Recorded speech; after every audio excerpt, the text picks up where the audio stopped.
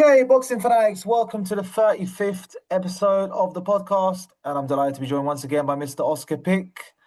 And today we're gonna preview the rematch between Chris Eubank Jr. and Conor Benn.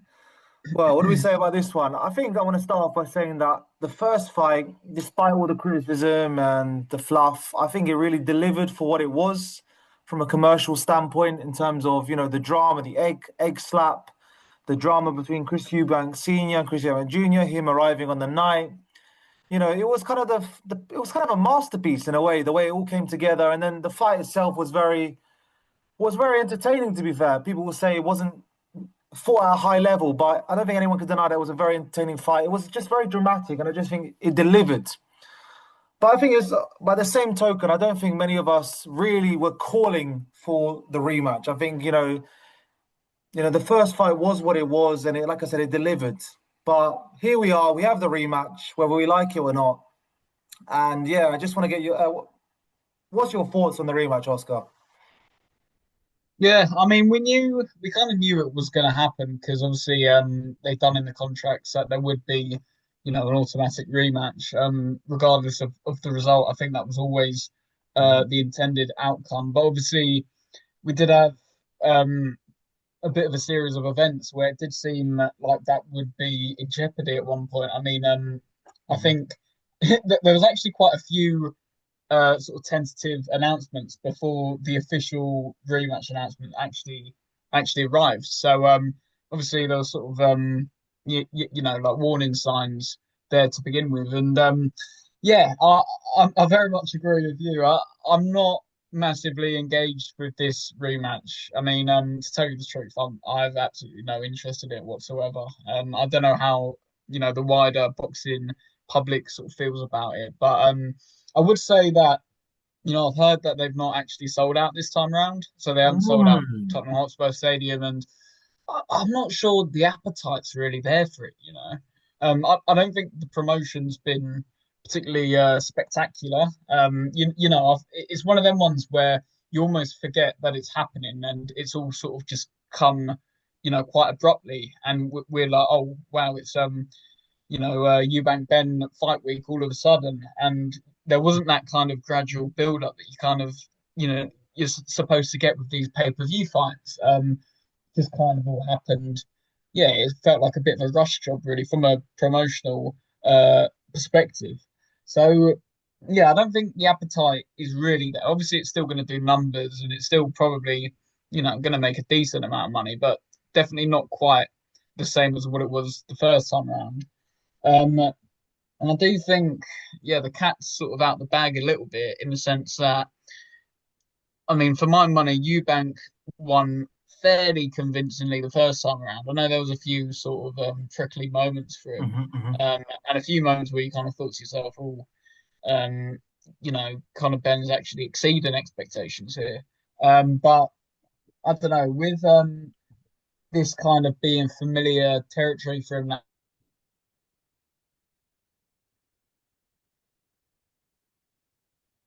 to be honest. I mean, I could be completely wrong about that, but I must I must add to that as well that I haven't really done a lot of research ahead of this next one. I've just not been too fussed about it really, not been too engaged. So I've just sort of let it all play out and see what happens on the night. I Mhm. don't know if you want to go into sort of tactical breakdown, but obviously as you said, it was kind of like a bit crush bang wallet, wasn't it? Like in terms of you know both fighters dishing out yeah like equal degrees of punishment, I guess to say. Um, but yeah, I mean, it's also a fight where you're not really sort of plotting a route for the winner. Like, where do both fighters go beyond this fight? Like, they're almost kind of made for each other at this point. Like, I don't know what will happen with Eubank, and obviously there's talk about Conor Benn potentially moving down in weight. Regardless of the result. So we'll have to see what happens. But yeah, to be completely honest with you, I've not got a lot of interest in it. No, fair enough. I think that's a great point. I just think the build-up just been non. There's been no comparison to the build-up of the first fight. I think the build-up of the first fight was brilliant, to be honest. I mean, the egg slap. I mean, that's going to go down in history. I mean, I think people will be talking about that for years. That was, no one ever seen that before. Even the dialogue between him and Eddie Hearn was very entertaining. Now it's become a little bit almost a bit predictable, hasn't it? Everything feels a little bit predictable, doesn't it? It's like you said, the cat's really out the bag on all fronts. Really, the promotion, the fight. Because even the fight initially was like, wow, what's this going to look like? How much smaller is Conor Benn going to be compared to Chris Eubank Jr. And there was all these. And I think that's what makes boxing so exciting. Sometimes there's all those intangibles. There's all that you don't know what's going to happen. But we've seen it, and we kind of have an idea of what can potentially happen again. I don't want to dwell on this too much, but I guess the only drama really this time round is the video that Eubank Jr. has released of the ambulance. That's, I guess, a talking point. We don't know. I'm not going to say whether it's true or not. It's just is what it is. It's been put out there. Eubank Jr. claiming that the ambulance was stopped, and I guess adding more fuel to the fire, I guess, between him and Eddie Hearn. But as you're saying, yeah. I mean, I think just from a commercial standpoint, I think there are people there who like this fight just because it's Eubank Benn, and we have to remember that most people watch boxing aren't hardcore boxing fans. They're gonna remember Benn, they remember Eubank, and they've seen the first fight. They're gonna think, okay, that was a good fight. I'm gonna watch the rematch. So I think the appetite's still there, even though, like you said, maybe it's not sold out. But that does speak volumes as well if it hasn't sold out. That tells you that even on the wider scale, people are not fed up, but yeah, they're not excited. Okay, I mean, okay, then let's go kind of tactically here. I mean, one of the talking points we have is Eubank Jr. actually rehiring uh, Bomac. So Bomac, I think, is most known for Eubank Jr. for possibly producing one of his best ever performances against Liam Smith in the rematch. I think Eubank Jr. looked really good in that fight. That was probably one of his best performances. Liam Smith is a former world champion. People like to say Eubank's not beaten anyone, but Liam Smith is, is a world champion. So that's a big win for him, regardless of whether Liam went up a weight or whatever. But yeah, what do you think about the hiring of Bomac and I guess the sacking of Jonathan Banks? It's difficult to know really with Eubank because he's never really kind of proven that he can follow a game plan, if you know what I mean. Like often he's kind of dismissed his trainers in the past, and he's even kind of belittled them at times. I know with is it Ronnie Davis who he worked with for a little bit? He kind of referred to him as just someone who holds a spit bucket almost, which was a did a massive disservice to his trainer in that sense. But yeah, I think Eubank, he's got such a ego, and he has done throughout his whole career, where he almost feels like he's above what these real experienced trainers can offer him. And yeah, I think with the really elite fighters, you can see that they follow a certain game plan, and then they can make adjustments on the night depending with Eubank. So it'll be interesting to see if that changes with Bomac. Obviously, as you quite rightly mentioned, his best performance arguably was with Bomac, but at the same time, a lot of things kind of fell into place for Eubank that night. I think there was a lot of rumours about Liam Smith not having the best preparation for that fight. I think he might have been struggling with injury and cutting weight, and I don't know. Obviously, you hear these whispers and you kind of take them with a pinch of salt. But I think in that particular instance, it was quite real in terms of Smith's sort of rushed preparation for that fight.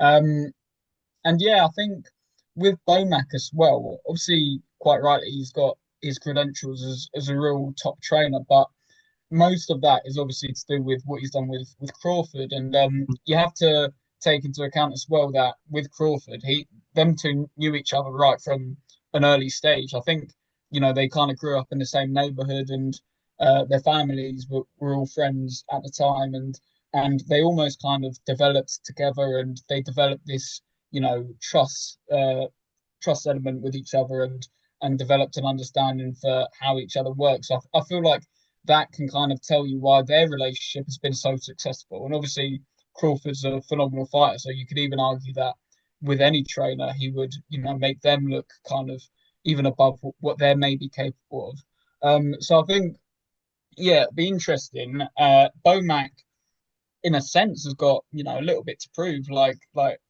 if he can take Eubank and get the best out of him at this stage of his career, then that kind of shines a real positive light on him as a trainer, and it kind of separates him a little bit from Crawford. Obviously, he deserves an enormous amount of credit for them for that relationship, but at the same time, what can he do when he's not working with an elite pound for pound talent? And this is what we have here with Eubank. So yeah, it's interesting, but I'm still not convinced that Eubank is one of those fighters where he can, real kind of really follow a game plan and properly listen to his coach in that sense. Um, I think the respect for Bomac is definitely there, but he just hasn't shown me enough in previous performances that he's kind of capable of that to the extent that other fighters are. And yeah, as for Jonathan Banks, I think he might have just been another example of one of those trainers where working with Eubank was, yeah, maybe just kind of not the most productive relationship in the world. I don't think, yeah, I'm not sure whether the respect was really there, although he might have said that press conference and stuff. Obviously it's a different story when it's happening behind the scenes. So yeah, it'd be interesting to see what happens, what Bomac can kind of prove to the boxing world as well.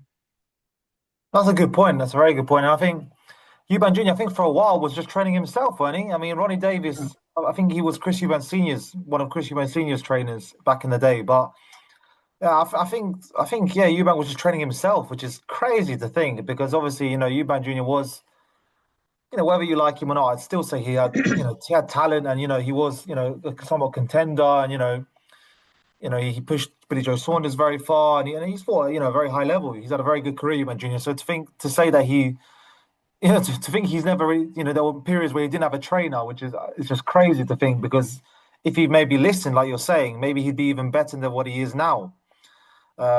So yeah, that is interesting. And I think that's a good point about Bowman. I mean, at the end of the day, with trainers, they're only as good as the fighter they've got in front of them as well. They're not miracle workers. Like you said, Terence Crawford is, pound for pound. You could even say Terence Crawford is a generational talent.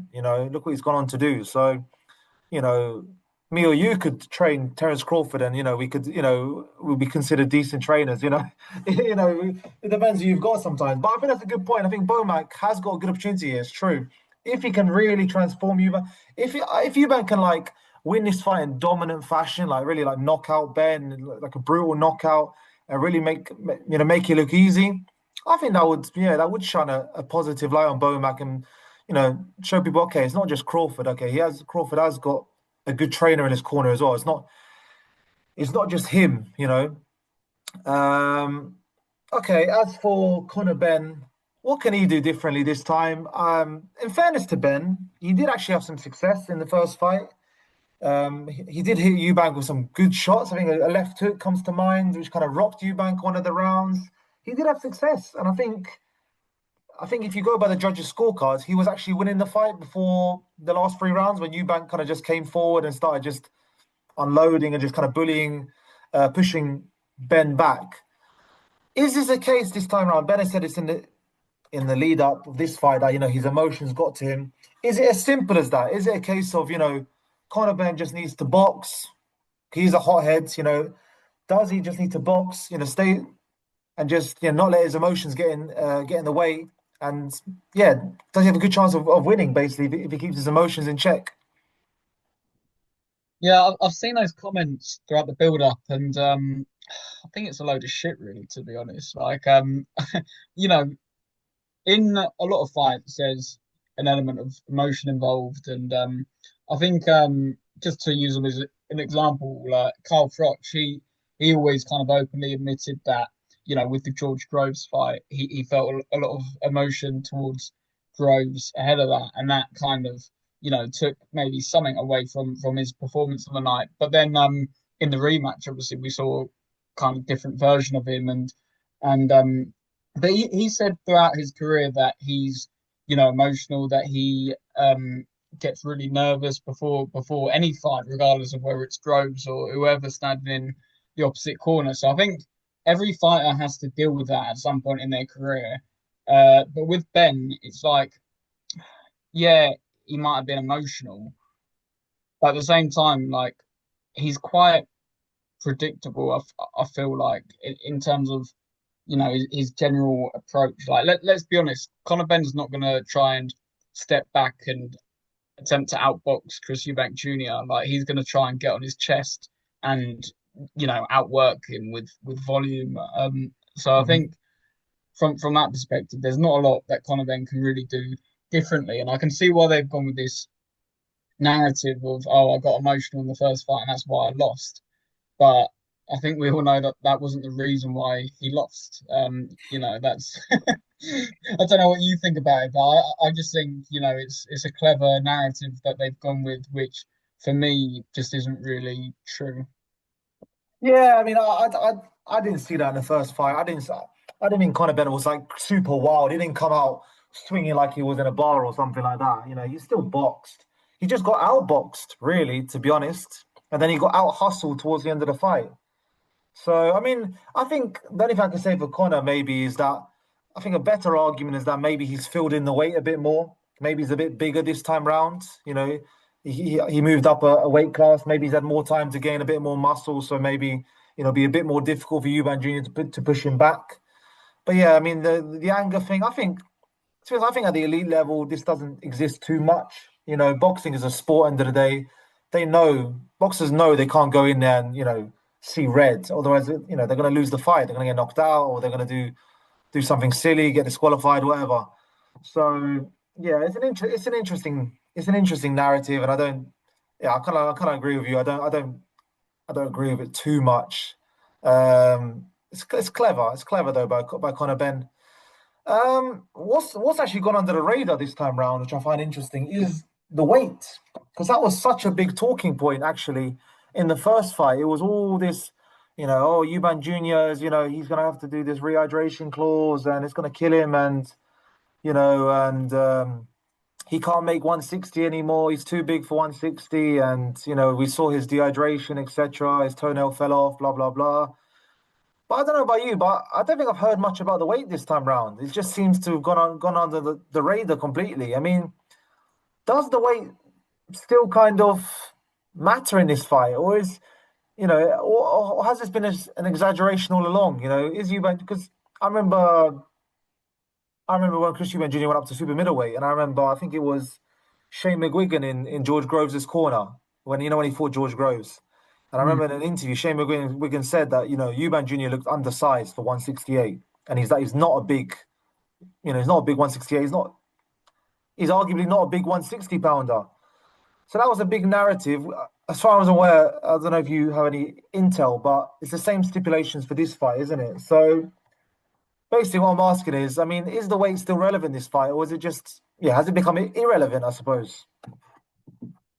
Well, as far as I'm aware, it's the same stipulation in terms of you got the £10 rehydration clause. But then I've heard Eubank saying in a few interviews that they haven't agreed to the rehydration clause, which I Mm. find quite amazing. I mean, in response to that, Eddie Hearn's sort of come out and said, no, it's the exact same terms as what was agreed for the first fight. But yeah, I don't know if there'll be like a last ditch attempt from Team Eubank to maybe you know try and swerve that on the morning of the fight.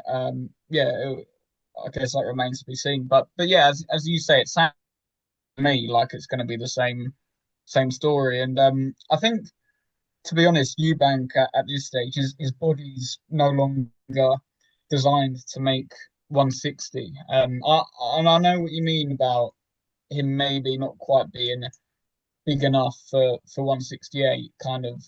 But well, I guess with that we're talking about a few years ago. But now, with him being 35 years old and clearly suffering from dehydration after that first fight. I mean, there's no kind of secret that he struggles to make the weight, and obviously you take what he says with a pinch of salt, but ultimately he did have severe dehydration after that first fight, and that's got to be because he had to boil himself down to a weight that was unnatural to him. That's the only explanation.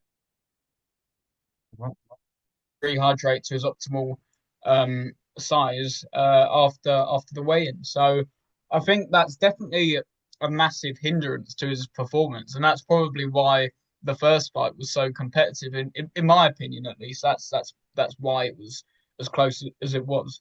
Um, but yeah, with Eubank, obviously, I mentioned at the start, kind of him having that familiarity where he can adjust his training camp accordingly, and obviously, he's never going to be 100% by the time he steps in the ring because that weight cut for him is going to be so difficult still. But he can at least kind of approach it with a bit more knowledge and a bit more experience in terms of knowing how much to cut at what time in camp. And yeah, I guess just kind of knowing uh, the challenges that are ahead of him. Really, I think we'll probably see a better performance from Eubank this time around because of that. Like, obviously, it's still going to be extremely difficult for him to cut down, but just him knowing what it's like now is probably gonna have a bit of an impact. Okay, then. So, in terms of keys to victory, then, how do both men win this fight? So, I'm going to tell you how I kind of look at this. I mean, Eubank Jr. really, he showed in the first fight he could outbox Conor Benn. So, I'm not sure if he needs to change too much, basically. But I do feel like he needs to tighten his defense up because I do feel like he was hit with shots that he shouldn't have got hit with in the first fight. He was hit flush probably a few too many times, which is ultimately why it was a relatively close fight in the end. And for Conor Benn, I mean, ironically, I actually think he needs to be more aggressive. To be fair, this time round, he said he fought with too much anger, but was he actually aggressive enough in that first fight? Did he actually stick it on Eubank Jr. enough, really? Because Eubank essentially outboxed him. And like you said earlier, maybe it's not possible for Conor Benn to outbox Eubank Jr., who's the taller, the bigger guy, the more experienced guy. So what do you think about that? I mean, yeah, what would you say the keys to victory, in your opinion, are for Eubank and Benn? Yeah, I think for Eubank, it's crucial that he's more defensively responsible because, as you say, in that first fight, he almost just kind of abandoned. Like, obviously, Eubank's never been the most defensively gifted fighter we've ever seen, but even in Mm. that first fight, I thought neither fighter really showcased much in terms of proper defense, and Eubank certainly didn't. That's why he was caught the way that he did. So I think just him being a little bit more mindful of, maybe kind of taking that half step back when Conor Benn's kind of rushing into range and just him, having the awareness of when to kind of, maybe even take his foot off the gas a little bit and just kind of box him at range, pump out the jab. I think that will, just more of a tactical approach really, because as you said, the first fight there was no tactics, and this is where maybe Bomac can make a bit of a difference because obviously, as I said earlier, I don't know whether Chris Eubank Jr. can follow a game plan, but if he can, then maybe Bomac's a man to kind of show him that and kind of allow him to put on a more complete performance in that sense. So I think there's a lot that Eubank Jr. can change for sure, and Conor Benn, I don't know. I don't think there's much he can do differently. Like his style kind of is what it is. Like he's as you say, he is an aggressive fighter, and I suppose he's pretty quick, and he's explosive. But he just needs to kind of make the most of those attributes really, like, which he kind of did in the first fight. To be fair to him, but as you said, just kind of focus on what he does well really. Like I remember him saying that he felt like he didn't show people, the technical side of his game. But I don't know whether he really needs to in this fight because, like you said, he's not going to outbox Chris Eubank Jr. So just focus on what went well in the first fight and kind of build on that really. Mhm. All right, Oscar. Let's go to the predictions then to finish off. Um, okay, I'll let you go. You go first this time round. So, do you want to give your prediction for this one? Yeah, I think Eubank will win on points again. and I think it'll be slightly wider on the scorecards. Yeah, maybe like a sort of 117, 112 type situation. Hmm. And yeah, I just think him, being a little bit more sort of careful, I guess is the word to use. Obviously, like the first fight, he was reckless at times. So him just being a little bit more measured, a bit more calculated in his approach, I think that will, that will see him get the victory. Maybe a bit more technical, yeah, a bit more technical.